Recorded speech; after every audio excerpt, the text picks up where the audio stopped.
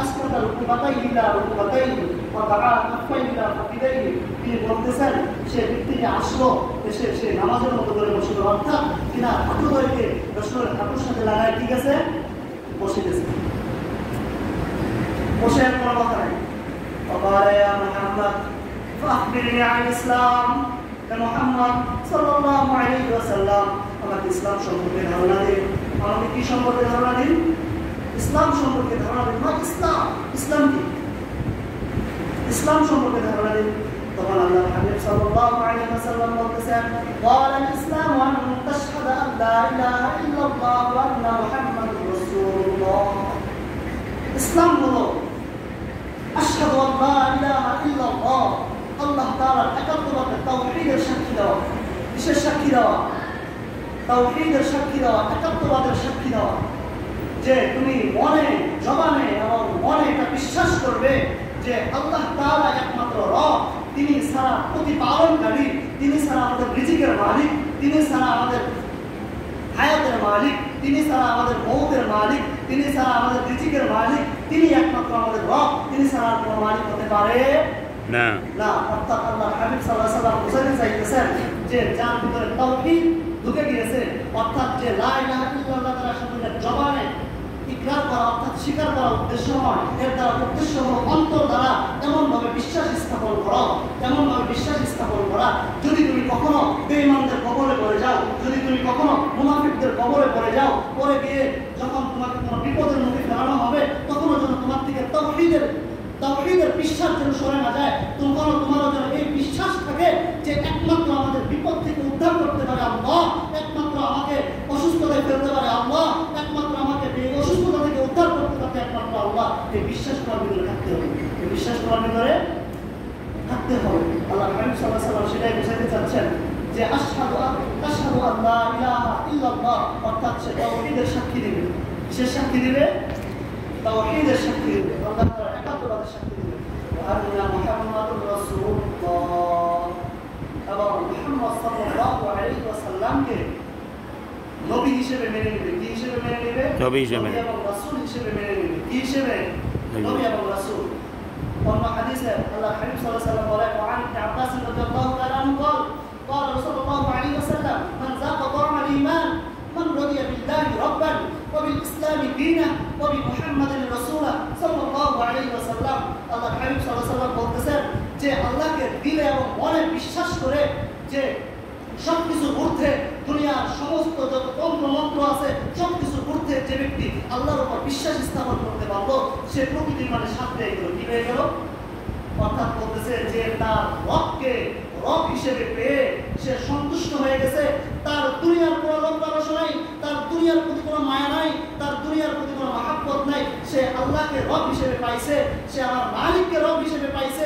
সে সন্তুষ্ট হয়ে গেছে কি হয়ে গেছে বলতেছে মান রাদিয়া বিল্লাহি রাব্বান ওয়া বিল ইসলামি দীনা এবং তার ধর্মকে ইসলাম হিসেবে পেয়ে কি হয়ে গেছে সন্তুষ্ট হয়ে গেছে ওয়া বি মুহাম্মাদিন রাসূলা এবং মুহাম্মদ সাল্লাল্লাহু আলাইহি ওয়াসাল্লামকে তার জীবন আদর্শ হিসেবে পেয়ে সে সন্তুষ্ট হয়ে গেছে আল্লাহর হাবিব সাল্লাল্লাহু আলাইহি ওয়াসাল্লাম সে ব্যক্তির জন্য ঘোষণা করতেছেন সে একমাত্র ঈমানের স্বাদ উপভোগ করতে পেরেছে এখন আমরা আমাদের প্রশ্ন করি যে ভাই যে আমরা কতটুকু আল্লাহকে পেয়ে আমরা কি পেরেছি আমাদের রবকে পেয়ে সন্তুষ্ট হতে আমরা কি পেরেছি আমরা অনেকেই দেখা যায় যে আমাদের রবকে আমরা পেয়ে সন্তুষ্ট হই না হইতাম তাহলে আমার রব আমার উপর যে বিধান দিয়েছেন আমার রব আমাদের জন্য যে গ্রন্থ আল কোরআন দিয়েছেন আমাদের রব আমাদের জন্য যে জীবন ব্যবস্থা দিয়েছেন সেখান থেকে আমরা কখনোই পিছপা হতাম না সেখান থেকে আমরা কখনোই কি হতাম না পিছপা হতাম এ বিষয়ে আলোচনা করলে অনেক আলোচনা করা যায় যে আল্লাহ সুবহানাহু ওয়া তাআলা আমাদেরকে যে বিধান দিয়েছে এটাকে আমরা সন্তুষ্ট জবান দিয়ে কিন্তু আমরা মন দিয়ে মানতে রাজি নই মন দিয়ে মানতে রাজি নই কিছু সময় আল্লাহ হারায় যায় নাউযুবিল্লাহ আমাদের বিশ্বাস এরকম থাকে যে আমরা কোনো একটা বিপদে পড়ে গেছি তখন আল্লাহর নাম চলে আসে তখন কার নাম চলে আসে আল্লাহ একমাত্র আমাকে বাঁচাইতে পারে আল্লাহ একমাত্র আমাকে এখান থেকে উদ্ধার করতে পারে যখন আমি বিপদ থেকে বের হয়ে আসি তখন আল্লাহর নাম আমার মুখে উচ্চারণ হয় আল্লাহর নাম আমার মুখে উচ্চারণ হয় কিছু মানুষ দেখবেন যখন বিপদে পড়ে তখন সে বলে যে আমি 2 রাকাত নফল নামাজ পড়বো, আমি আর নামাজ বাদ দিব না, আমি আর অন্যায় কাজ করবো না, আমি আর মানুষকে ধোঁকা দিব না, আমি আর মানুষের সাথে অন্যায় করবো না। যখন বিপদ থেকে বের হয়ে গেছে 2-4 দিন মসজিদে আসে, তারপরে আস্তে আস্তে আস্তে আস্তে তার জীবন থেকে সে বিপদে পড়ার পরে আল্লাহকে যে মেনে নিয়েছিল সেই মেনে নেওয়া তার অন্তর থেকে আস্তে আস্তে বের হয়ে যাচ্ছে। এই জন্য আমাদেরকে এমনভাবে আল্লাহর প্রতি বিশ্বাস রাখতে হবে, আল্লাহর প্রতি আমার ঈমান আনয়ন করতে হবে যে আল্লাহ সুবহানাহু ওয়া তাআলা আমার পরিবার থেকে নিয়ে, আমার রাষ্ট্রীয় জীবন থেকে নিয়ে, আমার প্রত্যেক পর্যায়ে আমাদের রবকে সামনে রাখতে হবে। কাকে সামনে রাখতে হবে? রবকে। ইসলামী দীনা, এবং আমার ধর্ম দিন ইসলামকে আমার ধর্ম হিসেবে মেনে নিতে হবে। কি হিসেবে মেনে নিতে হবে? ধর্ম কি হিসেবে মেনে নিতে হবে? ইসলামকে ধর্ম হিসেবে, অর্থাৎ আমার প্রত্যেক অবস্থায় আমার ইসলাম আমার ভিতরে থাকবে। কি থাকবে? ইসলাম থাকবে। তারপরে অংশ কি বলছে? মুহাম্মাদুর রাসূলুল্লাহ, অর্থাৎ মুহাম্মদ সাল্লাল্লাহু আলাইহি ওয়াসাল্লামকে তার রাসূল হিসেবে পেয়ে যে যদি সন্তুষ্ট হতে পারে সেই প্রকৃত ঈমানের স্বাদ গ্রহণ করতে পারবে। অর্থাৎ রাসূলকে পেয়ে বলতে আমরা তো রাসূলকে পেয়ে খুশি, আমরা বলি না যে আমাদের রাসূল সাল্লাল্লাহু আলাইহি ওয়াসাল্লাম মুহাম্মদ সাল্লাল্লাহু আলাইহি ওয়াসাল্লাম বলি না এই খুশি না। অর্থাৎ আল্লাহ হাবিব সাল্লাল্লাহু আলাইহি ওয়াসাল্লামের ব্যাপারে আল্লাহ সুবহানাহু ওয়া তাআলা কুরআনুল কারীমের মধ্যে বলেন, লাকাদ কানা লাকুম ফি রাসূলিল্লাহি উসওয়াতুন হাসানাহ, আমি তোমাদের রাসূলের মধ্যে তোমাদের জন্য রেখেছি উত্তম আদর্শ।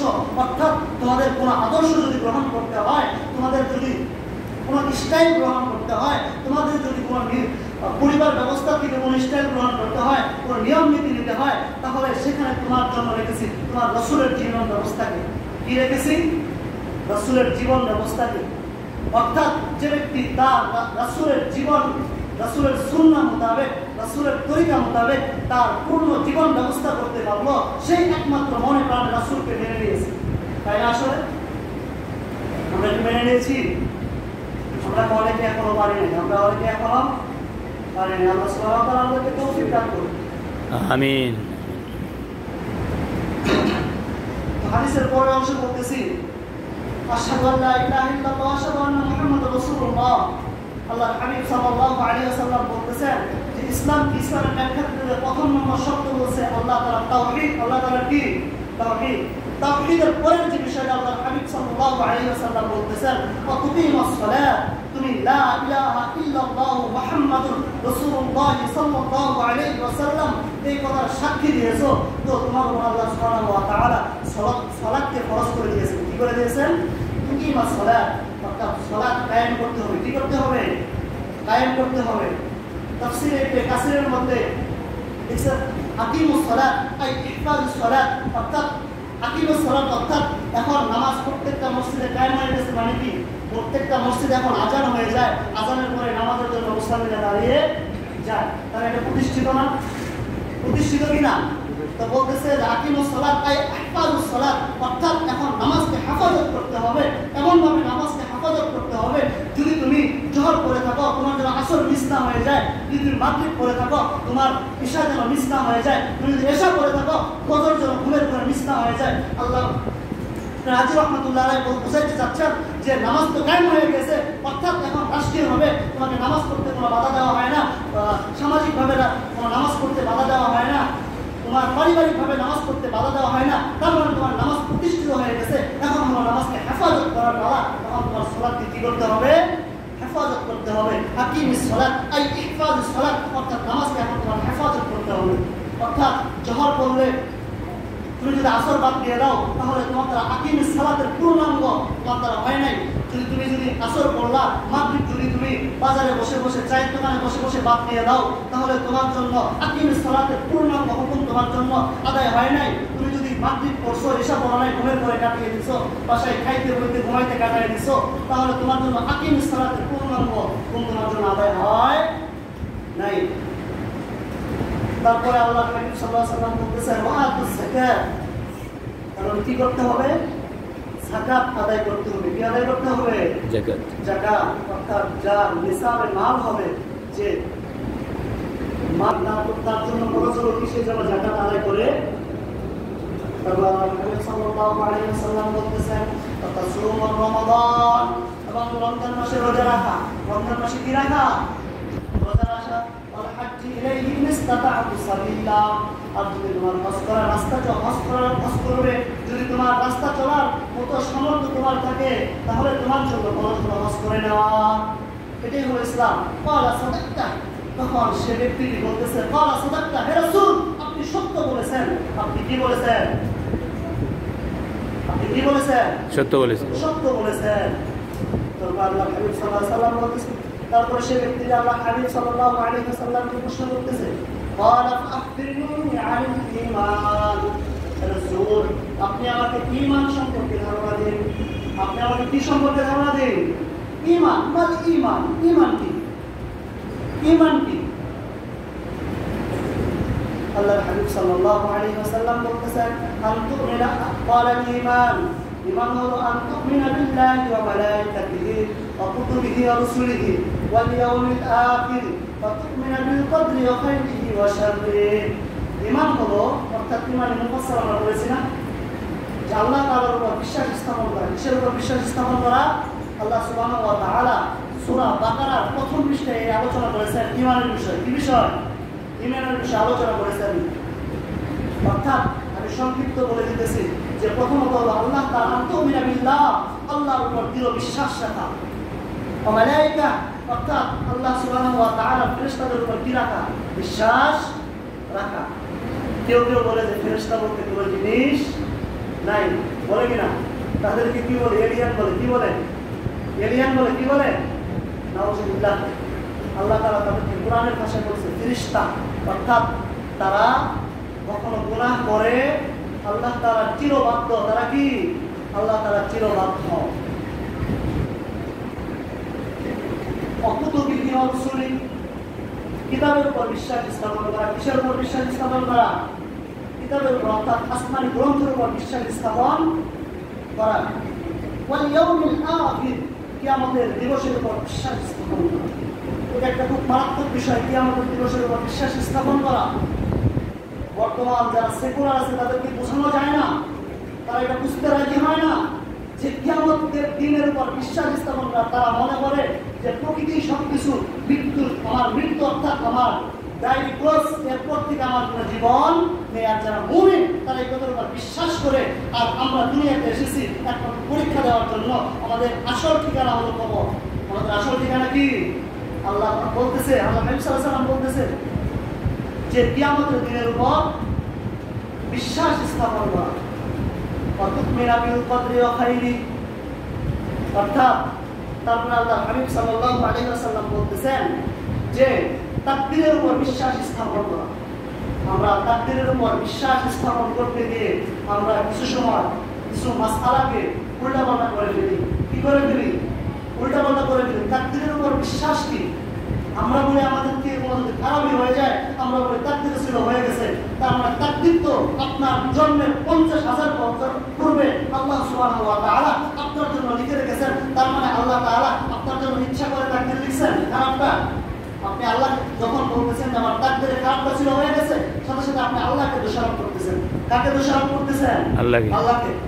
তাকদীরের একদম খুলাসা সংজ্ঞা হলো, সহজ সংজ্ঞা হলো, আল্লাহ তাআলা হলো এমন সত্তা যিনি আপনার অতীত, বর্তমান, ভবিষ্যতের কি জানেন? খবর জানেন। অতীত, বর্তমান, ভবিষ্যতের খবর জানেন। তাকদীর হলো এমন বিষয় যে আপনাকে একটা দুনিয়াতে পাঠানোর পরে একটা সুস্থ মস্তিষ্ক দেওয়া হবে, স্বাধীন চিন্তা ভাবনা দেওয়া হবে। আল্লাহ তাআলা এটা জানেন, দেওয়া হবে। দেওয়ার পরে আপনি যে পথে যাবেন আপনার জন্য রাস্তা থাকবে দুইটা। একটা হলো ডানের রাস্তা, আসহাবুশ শিমাল, আসহাবুল ইয়ামিন, আসহাবুশ শিমাল। একটা হলো ডানের রাস্তা আর একটা হলো বামের রাস্তা।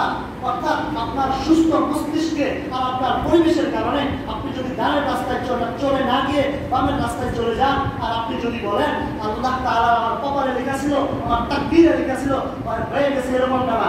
আপনি আপনার ইচ্ছা শক্তির কারণে আপনি সেদিকে গিয়েছেন। আপনি দুনিয়ার লোভে পড়ে, আপনি দুনিয়ার তন্ত্রের মন্ত্রের লোভে পড়ে আপনি সেদিকে চলে গিয়েছেন। এখানে আল্লাহর কোনো দোষ।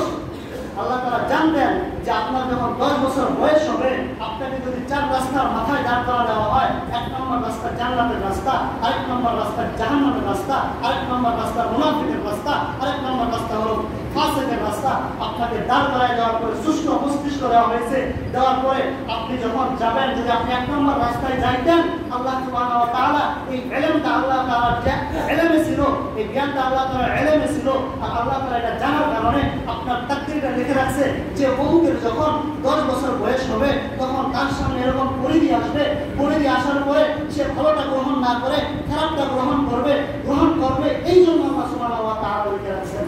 এই জন্য আল্লাহ সুবহানাহু ওয়া তাআলা লিখে রাখছেন। আল্লাহ তাআলা লিখছেন বিধায় আপনি করবেন এরকমটা নয়। আল্লাহ তাআলা লিখছেন বিধায় আপনি করবেন এরকমটা নয়। আপনি করবেন বিধায় আপনার সুস্থ মস্তিষ্ক থাকার পরে আপনি এই কাজটা করবেন বিধায় আল্লাহ সুবহানাহু ওয়া তাআলা আপনার জন্য লিখে রাখছেন, আপনার জন্য। এই জন্য আমাদের যেন উল্টা পাল্টা হয় না, যে আমাদের কোনো খারাপই হয়ে গেলে যেন না বলা হয় যে তাকদীরে লেখা ছিল করে ফেলছি, তাকে আল্লাহকে দোষারোপ করা হবে। কাকে? আল্লাহকে দোষারোপ করা হবে। জটিল মাসআলা আর কি। তারপরে সে ব্যক্তি রাসূল আকরাম সাল্লাল্লাহু আলাইহি ওয়াসাল্লামকে জিজ্ঞাসা করতেছেন, ক্বালা ফাখবিরনি আনিল ইহসান, আমাকে ইহসান সম্পর্কে ধারণা দিন। ইহসান কি জিনিস? অর্থাৎ তাকওয়া কি জিনিস? তাকওয়া কি জিনিস? তাকওয়া কি? অর্থাৎ ইহসান শব্দের অর্থ এখানে তাকওয়া। এখানে কি তাকওয়া? তাকওয়া কি? আল্লাহর হাবিব সাল্লাল্লাহু আলাইহি ওয়াসাল্লাম বলতেছেন, ক্বালা ইহসান আন তা'বুদাল্লাহা কাআন্নাকা তারাহু ফাইন লাম তাকুন তারাহু ফাইন্নাহু ইয়ারাক। তাকওয়া হলো এমন জিনিস, তদাবির হলো এমন জিনিস, এটা ফিল ইবাদত, ইবাদতের ক্ষেত্রে যখন তুমি কোন ইবাদতের মধ্যে নামাজে দাঁড়িয়ে গেছো, আল্লাহু আকবার বলে তাকবীরে তাহরিমা বেঁধে নামাজে দাঁড়িয়ে গেছো, তোমার তাকওয়া এমন হবে, তোমার বিশ্বাস এমন থাকবে, আন তা'বুদাল্লাহা কাআন্নাকা তারাহু ফাইন লাম তাকুন তারাহু ফাইন্নাহু ইয়ারাক। তোমার বিশ্বাসটা এমন থাকবে যে আল্লাহকে তুমি দেখতেছো। কাকে দেখতেছো? আর তোমার ইমানের পর্যায় সে পর্যায়ে না হয়, ফাইন্নাহু ইয়ারাক, তোমার বিশ্বাসটা, তোমার অনুভূতিটা এরকম থাকবে, ফাইন্নাহু ইয়ারাক, আল্লাহ সুবহানাহু ওয়া তাআলা তোমাকে দেখতেছে। আল্লাহ সুবহানাহু ওয়া তাআলা তোমাকে দেখতেছে। তাহলে আজকে দেখেন তো আমরা যখন মসজিদে আসি, মসজিদ নামাজের ইবাদত না, আমরা যখন ইবাদত করতে আসি তখন আমাদের অবস্থা কিরকম থাকে? আমাদের অনুভূতি এরকম থাকে, আমাদের অনুভূতি এরকম থাকে যে আমি আল্লাহকে দেখতেছি, এরকম অনুভূতি থাকে? আমাদের ইমানের পর্যায়ে এরকম পৌঁছাইছি আমরা? আমাদের পর্যায়ে এখন থাকে। আল্লাহ হাবিব সাল্লাল্লাহু আলাইহি ওয়াসাল্লাম বলতেছেন যে তাকওয়া হলো এমন জিনিস, ইবাদতের ক্ষেত্রে তুমি যখন আল্লাহর কোনো ইবাদত করবা, তখন তোমার অনুভূতিটা এরকম হবে তুমি যেন আল্লাহ রব্বে কাবাকে দেখতেছো। কাকে দেখতেছো? রব্বে কাবাকে দেখতেছো। কাকে দেখতেছো? তোমার অনুভূতির সে পর্যায়ে না হয়, তোমার অনুভূতি এরকম হওয়া উচিত যে আল্লাহ সুবহানাহু ওয়া তাআলা তোমাকে দেখতেছে। আল্লাহ সুবহানাহু ওয়া তাআলা তোমাকে দেখতেছে। তাহলে আমাদের নামাজ, আমাদের ইবাদত কিরকম হওয়া উচিত? যদি বলা হয় যে আজকে বাংলাদেশের মধ্যে সর্ববৃহৎ যে আলেম দ্বীন আছে, তাকে আজকে নিয়ে আসা হবে, নিয়ে আসার পরে ওনার মাধ্যমে আজকে আপনাদের নামাজের ট্রেনিং দেওয়া হবে। তাহলে আপনারা সবাই ইনশাআল্লাহ চেষ্টা করবেন যে নামাজটা সুন্দর করে পড়ার, যাতে বড় হুজুর, বাংলাদেশের মধ্যে বড় হুজুর, সব থেকে বড় হুজুর, সে যেন আমাদের নামাজের ভুল ধরতে না পারে। চেষ্টা করবো কিনা? এরকম হয় কিনা? কারণ দেখবে সে যদি ভুল ধরে আমার লজ্জা লাগবে, আমার শরম লাগবে, এরকম হয় অনুভূতি। তাহলে আমাদের বিশ্বাসকে, আমাদের তাকওয়াকে আল্লাহর ব্যাপারে কতটুকু নমনীয় করে ফেলেছি। আমরা যখন নামাজে দাঁড়াই আমরা উদাসীন হয়ে যাই, আমাদের দুনিয়ার সমস্ত চিন্তা ভাবনা আমাদের নামাজের মধ্যে আমাদেরকে গ্রাস করে নেয়, আমাদেরকে ধরে বসে আমরা তখন নামাজের মধ্যে সেদিকে খেয়াল না করে আমরা শুধু সূরা দিয়ে নামাজ শেষ করে টাকটুক করে চলে যাই। তাহলে আল্লাহর প্রতি আমাদের ভয় আছে? আল্লাহ সুবহানাহু ওয়া তাআলা বলেছেন তাকুল্লাহ, আল্লাহর ভয় অর্জন করো। আয়াতের প্রত্যেক জায়গায় আল্লাহ সুবহানাহু ওয়া তাআলা বলেছেন আল্লাহ তাআলার তাকওয়া অর্জন করতে। আর আমাদের তাকওয়া কত নমনীয় পর্যায়ে। আল্লাহ সুবহানাহু ওয়া তাআলা যে সমস্ত গুণার কথা বললাম, আল্লাহ সুবহানাহু ওয়া তাআলা আমাকে সহ আপনাদের সবাইকে যেন এর উপর আমল করার তৌফিক দান করেন। আখিরু দাওয়ানা আলহামদুলিল্লাহি রাব্বিল আলামিন। আসসালামু আলাইকুম ওয়া রাহমাতুল্লাহ। ওয়া আলাইকুম আসসালাম।